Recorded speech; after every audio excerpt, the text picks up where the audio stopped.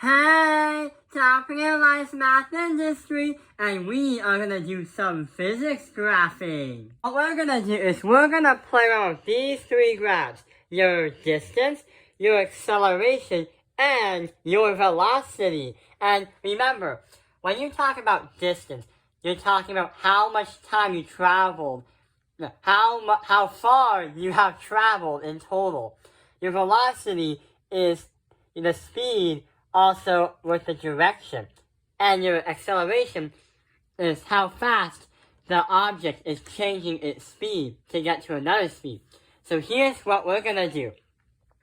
Hey, look right here. The velocity graph has a little problem. So what we're gonna do is we understand that we're given the velocity, but how are we gonna find the acceleration and the distance or displacement? So what we'll have to do is kind of critical think and let the problem do it by itself. So right here we have multiple lines. We have line 1, 2, and 3. So right here, the object is going to start at 0 seconds at the origin. What the object is going to do is it's going to go from here up to there. So the velocity is at 4, and 5 seconds and t as time have elapsed. So how are we gonna understand what happened from here to there? Well, since we have a 4, and since we also have a 5, what we're gonna do is we're gonna turn that into a square to help us visualize what we're talking about. So here's the 4 and 5. We understand that the slope of this line is gonna be something. So if 5 seconds has elapsed and 4, and it's already been from 0, we're going to calculate the box from here. And we're going to put that on our distance graph. So here's what's going to happen. If we write 4 times 5 is going to equal 20, divide that by 2 because we find a triangle, and that will be 10. So what we just did is we had to calculate the area of that triangle right over there. So what we're going to do is on the distance, we are going to put 10 right here. And we're going to mark it right here. So what has happened is since we have the velocity go like that, and it's changing constantly, positively, the object is going to go away from its origin.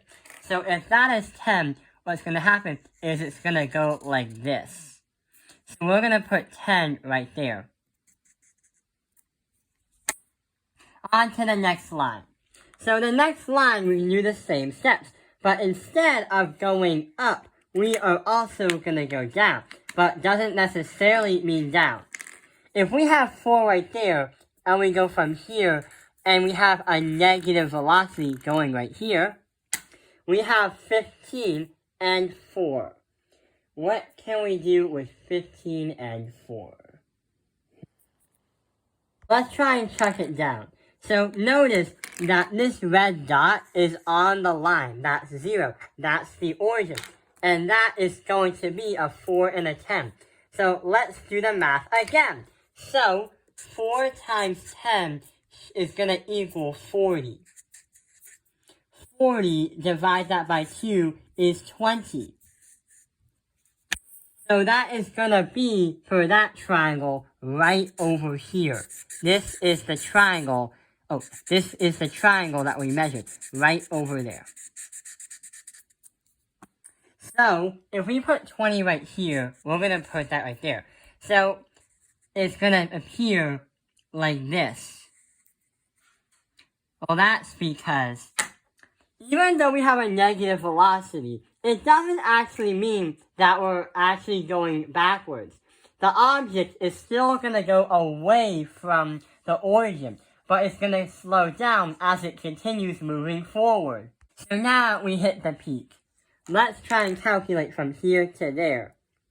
So when we do that, we're going to get the same answer. So we can see that this is 5 seconds here, and there's 5 seconds right there. So that is going to be the same. So since we are going down, if that's the origin, that's 0, and the line is going to be below 0, it's going to be a negative velocity. So what happens is the object is stopped, but it's going to go down back to 10. It's going to go down back to 10.